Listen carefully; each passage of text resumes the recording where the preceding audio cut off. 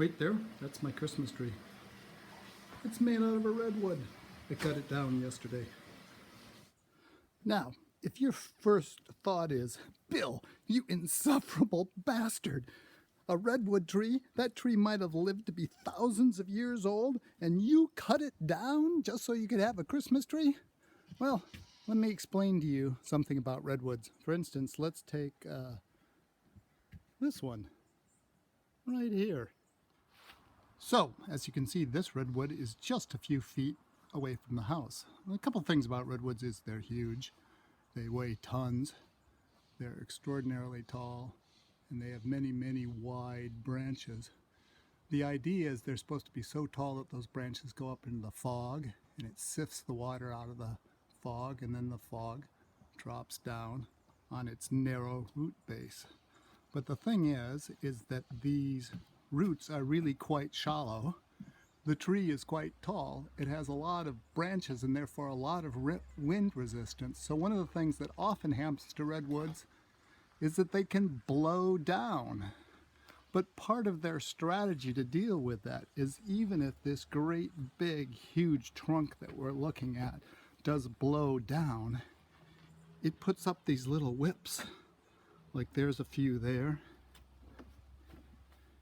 Here's another one over here. And here's a much more sizable one right here. You can see it's already 10, 12 feet tall. And these are part of the tree that carries on. If this massive trunk falls over, it's going to be this bit that becomes the new part of the tree. And it's very intent on setting up these sprouts like this. If you notice, the backside of the tree is all covered with this stuff. So, getting back to the Christmas tree, I marked that one with some blue tape. I also marked another one over here. And the whole idea was that we'd have a Christmas tree. But you see this bit, that's the whip that I cut off. That is now our Christmas tree. So, I didn't really kill a redwood because this tree, as you see, is doing just fine. So, one last thing about the tree and all these little whips that it throws up. The truth of the matter is with the tree being so close to the house, fire regulation says we have to cut all this stuff back. So, all this, especially in the dry part of the year, it'd be very easy to light this on fire, and then with it being so close to the house. So all along here, this has all been trimmed to that stuff, which is exactly where I took out the tree from. So not only did I not kill this tree, but I got to do this. We got to trim this back to keep the house safe in the dry part of the year. So there's the broken stump of a great redwood, and you can see its fallen trunk busted up going across the stream, and up there we can see where it snapped in half as it hit the side of the hill.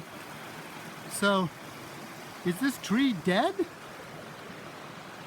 Well, no, because right there, these green whips are part of this tree, and even though the main trunk has now fallen, these are starting to grow, this bit right here. But even more to the point, this thing had been setting out whips for a while, and look at this more massive trunk up over here that goes up, and it's full of leaves.